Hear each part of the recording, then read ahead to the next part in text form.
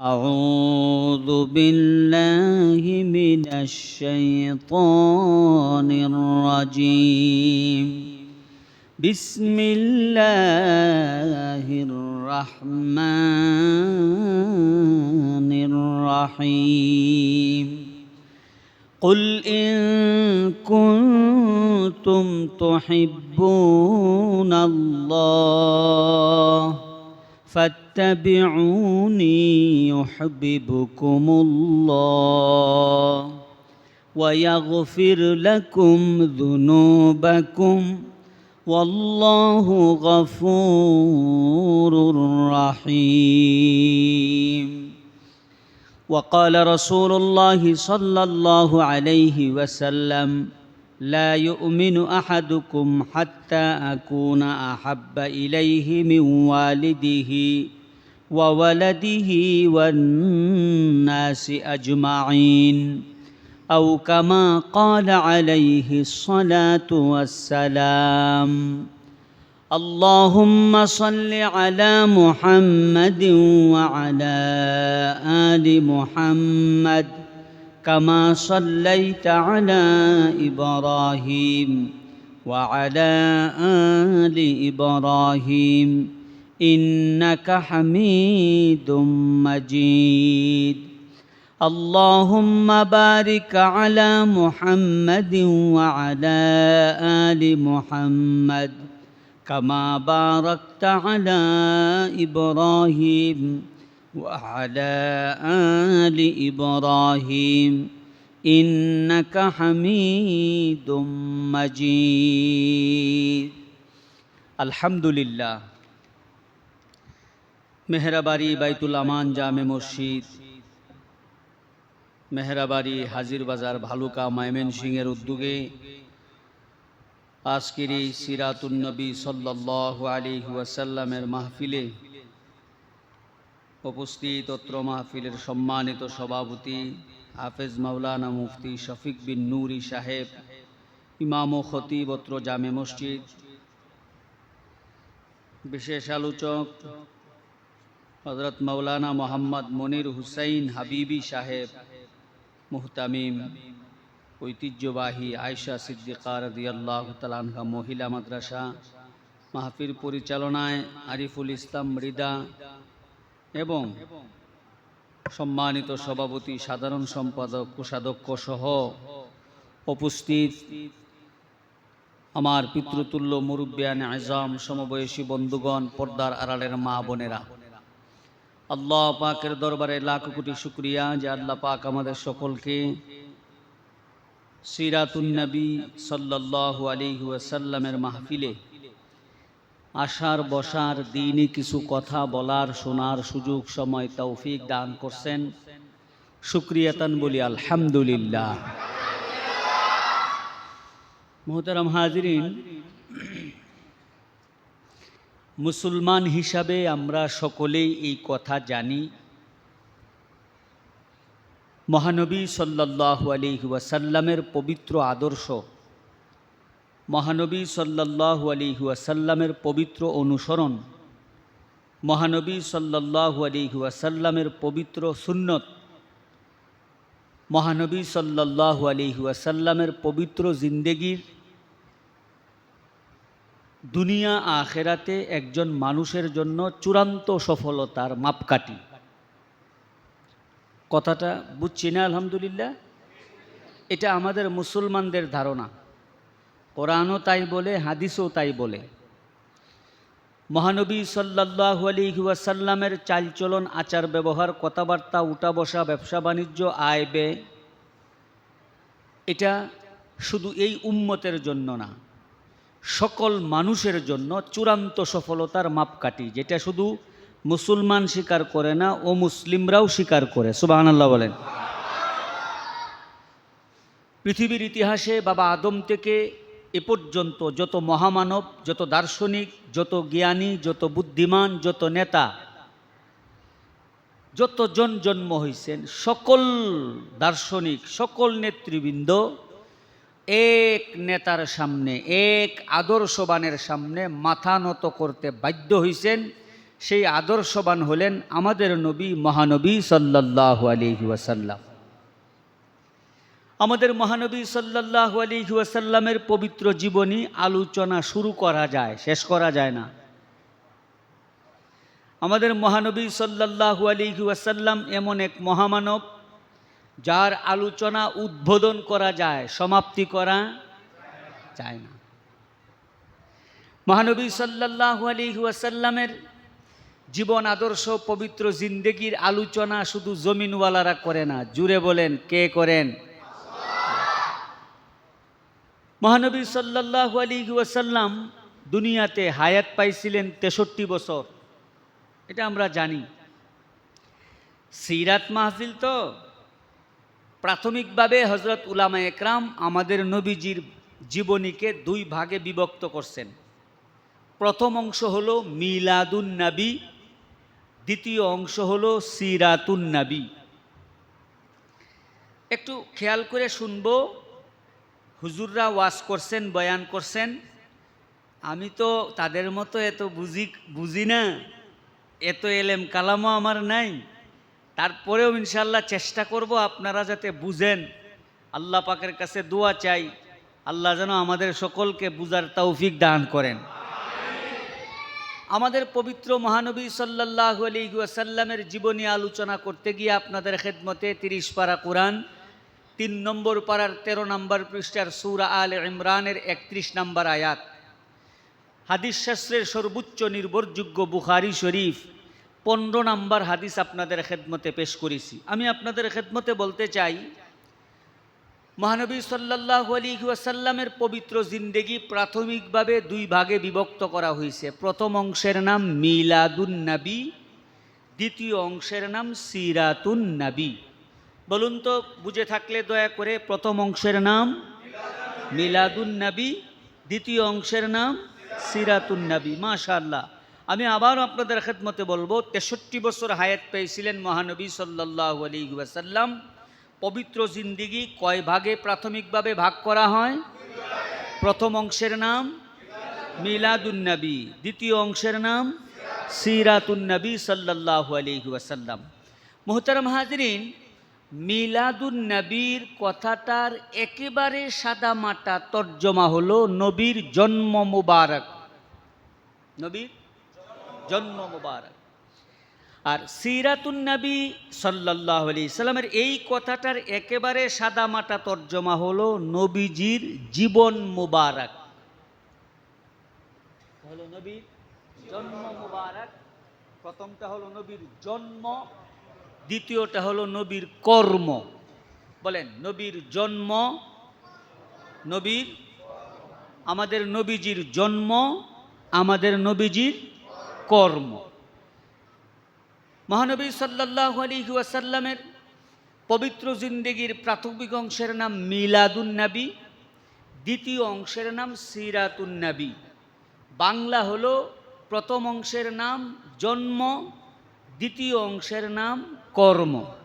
এবার আসুন, আমাদের সমাজে অনেক মানুষ আছে মুসলমান, না জানার কারণে, না বুঝার কারণে, না মানার কারণে শুধু নবীজির প্রথম অংশটাকে সাপোর্ট করে, প্রথম অংশটার জন্য খুব মহব্বত করে, দ্বিতীয় অংশটার বেলায় গুরুত্ব দেয় না, দায়িত্বশীল না, দ্বিতীয় অংশটার বেলায় মানতে রাজি না। আমি আপনাদের খেদমতে একদম সুস্পষ্ট একটা প্রমাণ দিব, হুজুররা এখানে আছেন। মহানবী সাল্লাল্লাহু আলাইহি ওয়াসাল্লামের জন্ম, এটা আমরা বিশ্বাস করি, তবে মহানবীর জন্ম পালন করা যায় না, আলোচনার বিষয়। মহানবীর জন্ম পালন করা যায় না, আলোচনার বিষয়। কেন পালন করা যায় না? আমাদের নবীজির জন্ম মুবারক যেইভাবে হয়েছে, সেইভাবে আল্লাহর জমিনে দ্বিতীয় এমন কোনো মা পাওয়া যাবে না যেই মা মহানবীর মার মতো সন্তান জন্ম দেয়। সুবহানাল্লাহ বলেন। তার মানে মহানবী সাল্লাল্লাহু আলাইহি সাল্লামের জন্ম আলোচনা করা যায়, পালন করা কিভাবে পালন করবেন? পালন করতে হইলে তো তার মতো হওয়া লাগবে, এটা তো সম্ভব না। বিসমিল্লাহির রহমানির রহিম। কুল ইন কুনতুম তুহিব্বুনাল্লাহা ফাত্তাবিউনি ইউহিব্বুকুমুল্লাহ। মুসলমান বাবাজিরা আমার আপনার নবীজির জন্ম মোবারক সামান্য একটু আপনাদের খেদমতে শোনাই। তাম পৃথিবীতে এমন একজন মহিলা পাওয়া যাবে না যেই মহিলা সন্তান গর্ভধারণে ব্যথা হয় না। পাওয়া যাবে? তার মানে আপনার মা আমার মা যখন আমাকে আপনাকে গর্ভধারণ করেছেন ব্যথা ছিল কি ছিল না? ছিল। মুসলমান এমন কোনো মহিলা মা পাওয়া যাবে না যেই মহিলা সন্তান গর্ভে নিয়ে ঠিক মতো খাবার খাইতে পারছেন, ঘুমাইতে পারছেন, এমন কোনো মা দুনিয়াতে পাওয়া যাবে না। হাদিসের কিতাবের ব্যাখ্যায় পাওয়া যায়, হযরত উলামা একরাম বলেন, যেই মা সন্তান পেটে যাওয়ার কারণে রাতের বেলায় ঘুমাইতে পারলো না, আল্লাহু আকবার, যতদিন রাত্র মা ঘুমাইতে পারে নাই আল্লাহ পাক ওই মার আমল নামায় ততগুলা রাত্র সারা রাত বন্দিগির সওয়াব দান করে। কেন? আপনার মা, আপনি যখন মার গর্ভে গেছেন, আমার মা, আমি যখন মার গর্ভে গেছি, আমার মার রাতের ঘুম শেষ, ঘুমাইতে পারছে মা। মুসলমান বাবাজিরা আমার, দিনের বেলায় আমার মা খাইতে পারে নাই, আপনার মাও খাইতে পারে নাই। হাদিসের ব্যাখ্যায় পাওয়া যায়, মা জননী সন্তান গর্ভে নেওয়ার কারণে দিনের বেলায় পেট ভরে খাইতে পারলো না। আল্লাহ পাক খুশি গয়া 10 মাস 10 দিন 9 মাস 10 দিন যাই বলেন, যতদিন পর্যন্ত সন্তান গর্ভধারণের কারণে মা খাইতে পারলো না, আল্লাহ পাক ততদিন রোজা রাখার সমান সওয়াব মার আমল নামায় দান করে। আপনাদের এলাকায় কি এমন কোনো মা আছেন যেই মা সন্তান প্রসবের সময় রক্ত যায় না, দুর্গন্ধ ছড়ায় না? এমন কোনো মহিলা আছেন? এমনকি আপনি যখন জন্মগ্রহণ করছেন, আমি যখন জন্মগ্রহণ করছি, তখনও আমার মা জিহাদের ময়দানের মতো রক্তাক্ত হয়ে গেছেন। আমার আপনার জন্মের সময় বাজান দুর্গন্ধ ছড়াইছে। হযরত আমেনা নিজেই বলেন, ও দুনিয়ার মহিলারা, আমি কিন্তু তোমাদের মতো মা না, তোমাদের মতো সন্তান আমি গর্ভধারণ করি নাই, তোমাদের মতো সন্তান আমি প্রসব গ্রহণ করি নাই। আমার সন্তান যেদিন পেটে এসেছে, 10 মাস 10 দিন 9 মাস যে কয়দিন আল্লাহর হুকুমে পেটে ছিল, ব্যথা কি জিনিস আমি আমেনা অনুভব করি নাই। হযরত আমেনা বলেন, দুনিয়ার মহিলারা শোনো,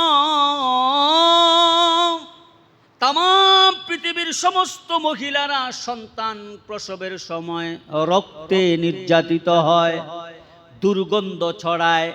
আমার সন্তান যখন আমি প্রসব করলাম, আমি তাকায় দেখি দুর্গন্ধ দূরের কথা, বরং আমার সন্তানের পক্ষ থেকে এমন সুগন্ধ ছড়াইছে, তাম পৃথিবী মুখরিত হইয়া গেছে। मौला मेरा आका मेरा रहमत का नबी है, मौला मेरा आका मेरा रहमत का नबी है, सरकार मदीना है वो माह अरबी है, सरकार मदीना है वो माह अरबी है। अल्लाहु अकबर। মক্কায় তৎকালীন সময়ে নিয়ম ছিল, কোনো বিধবা মহিলা যদি হয়, মহিলা যদি কি হয়, বিধবা হয়, সে নতুন শাড়ি পরবে না, সুগন্ধি লাগাবে না, সাজসজ্জা করবে না, যেটা আমাদের এখন বর্তমান শরীয়ত। এটা মাসালা বলে দিই কথা প্রসঙ্গে, কারো স্বামী মারা গেলে, মহিলার কারো স্বামী মারা গেলে 4 মাস 10 দিন একটা আমল করতে হয়। এই আমলটা করলে স্বামীর কবরে সওয়াব হয়। সুবহানাল্লাহ বলুন। বাহিরে মাইক দিছেন, তাহলে মা বোনেরা শুনতেছেন, আপনারাও গিয়া মা বোনদেরকে বলে দিবেন যে বয়ানে একটা কথা শুনে আসছি, মনে রাখো, কোনো মহিলার স্বামী মারা গেলে কয় মাস কতদিন একটা আমল করতে হয়? 4 মাস 10 দিন। কি আমল? মহিলার স্বামী মারা যাওয়ার পর থেকে নিয়ে 4 মাস 10 দিন এই বিধবা মহিলা দিনের বেলা কোথাও গেলেও রাত্রে আইসা স্বামীর ঘরে ঘুমাবে। কয় মাস 10 দিন? এই 4 মাস 10 দিনের ভিতরে বিধবা মহিলা নতুন কাপড় পরবে না, সাজসজ্জা করবে না, সুগন্ধি লাগাবে না, সুগন্ধি তেল ব্যবহার করবে না। এই আমলটা যদি কোনো বিধবা মহিলা করে, আমলের কারণে আল্লাহ পাক স্বামীর কবরে সওয়াব দান করেন। তৎকালীন সময়ে আরবে এই নিয়ম ছিল, বিধবা মহিলা হইলে সাজসজ্জা করবে না। হযরতে আমেনা গর্ভে সন্তান, একদিকে সন্তান গর্ভে আর একদিকে বিধবা। আপনারা জানেন আমার আপনার নবী সাল্লাল্লাহু আলাইহি ওয়াসাল্লাম জন্মের আগেই তার আব্বা ইন্তেকাল, সেহেতু হযরতে আমেনা কি ছিলেন? বিধবা। তো তখনকার সময়ে যে কুয়া ছিল, আমরা গিয়ে দেখে আসছি মক্কা মদিনার কুয়াগুলি। আল্লাহ সবাইরে দেখার তৌফিক দান করো।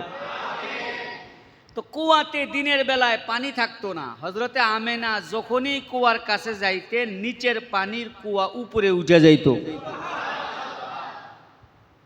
এবং যে রাস্তা দিয়ে হযরত আমেনা যাইতেন আসতেন, শুধু রাস্তাটা না, রাস্তার আশপাশে হযরত আমেনার শরীর থেকে মারাত্মক সুঘ্রাণ ছড়াইতো। সুবহানাল্লাহ বলতেন না?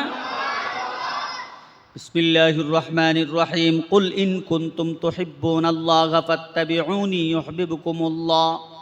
মুসলমান বাবাজিরা আমার, হযরতে আমিনার শ্বশুর ছিলেন আব্দুল মুত্তালিব। আমার আপনার পয়গম্বরের দাদা ছিলেন হযরত আব্দুল মুত্তালিব। হযরতে আমিনা যখন রাস্তা দিয়া বের হয়, কুয়ার কাছে যায়, শরীর থেকে যখন সুঘ্রাণ ছড়ায়, রাস্তাঘাটে হাটে বাজারে সমালোচনা শুরু হয়েছে। কুরাইশ বংশের আব্দুল্লাহর ছেলের বউ, শরীরে এত সুঘ্রাণ কেন ছড়ায়? আল্লাহু আকবার। আলোচনা সমালোচনা যখন চলে, দাদা আব্দুল মুত্তালিব আইসিয়া নিজের বিবির কাছে বলতেছেন, বিবিরে, বৌমারে সতর্ক করো, বৌমা যেন শরীরে সুঘ্রাণ না লাগায়। মুসলমান বাবাজিরা আমার, এই হযরতে আমেনার শাশুড়ি হযরতে আমেনাকে কাছে ডেকে বলেন, বৌমা, মান সম্মান তো চইলাই গেল। বলে, কেন? তুমি কি জানো না আরবের সমাজের নিয়ম, বিধবা হইলে সুঘ্রাণ লাগানো যায় না। তুমি যে সুঘ্রাণ লাগায়া গোসল করতে যাও, কুয়াতে যাও, এলাকার লোকজন গীবত করে সমালোচনা করে। হযরতে আমেনা বলেন, শাশুড়ি আম্মা, আল্লাহর কসম, আমি আমার শরীরে এক গ্রান সুঘ্রাণ লাগাই নাই, তাহলে এত সুঘ্রাণ কেন ছড়ায়? শাশুড়ি আম্মা, আমার গর্ভে যেদিন সন্তান এসেছে, রাতের বেলায় তাকায় দেখি খেজুর পাতার ছাউনির বাড়িটা আমার 2 টুকরা হইয়া গেছে। আল্লাহর হুকুমে হযরত মারিয়াম আলাইহিস সালাম আমার সাথে সাক্ষাৎ করছে। সুবহানাল্লাহ গান। আমাকে সাক্ষাৎ করে বলে, আমেনা, কপালওয়ালি মহিলা তুমি, তোমার গর্ভে যে সন্তান আসছে এটা সাধারণ সন্তান না, এই সন্তান হবে ভবিষ্যতে রাহমাতুল লিল আলামিন। ওগো শাশুড়ি আম্মা, আমি সুগন্ধি লাগাই না, তাহলে সুঘ্রাণ ছড়ায় কেন? গর্ভে যে সন্তান আসছে, সন্তানের উসিলায় আল্লাহ আমার শরীর থেকে এত সুঘ্রাণ ছড়ায়। তাহলে আপনারা বলুন, এমন কোন মা দুনিয়াতে পাওয়া যাবে যে প্রসব বেদনা নাই, গর্ভ বেদনা নাই, প্রসবের সময় রক্তাক্ত হয় না, দুর্গন্ধ ছড়ায় না, এমন কোন শিশুর জন্ম কল্পনা করা যায়? তাহলে আমাদের মহানবী সাল্লাল্লাহু আলাইহি সাল্লামের মিলাদ, জন্ম, এটা পালন করা সম্ভব? এটা পালন করতে গেলে তো আমার জন্ম নবীর মতো হওয়া লাগবে। তা আমার মা তো অসম্ভব, আমার মার গর্ভতা বেদনা ছিল, যন্ত্রণা ছিল।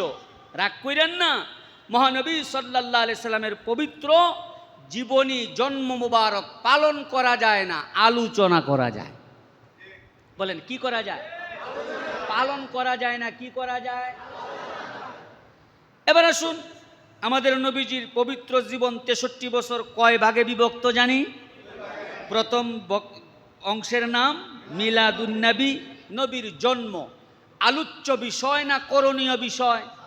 আলোচ্য বিষয়। দ্বিতীয় অংশ হলো সিরাতুন নবী। কি জানি বাংলা বলছিলাম? নবীজির কর্ম। নবীজির কর্ম। আমার আপনার পয়গম্বর সাল্লাল্লাহু আলাইহি সাল্লামের আপন চাচা একজন নাম ছিল হযরত আব্বাস রাদিয়াল্লাহু তাআলা আনহু। দুই হুজুর সাক্ষী, ঠিক আছে না হুজুর? রাসূলের আপন চাচা হযরত আব্বাস রাদিয়াল্লাহু তাআলা আনহু রাসূলের জন্মেও খুশি, কর্মেও খুশি। বলেন, জন্মেও খুশি, কর্মেও খুশি। চাচা জান্নাতি, সুবহানাল্লাহ।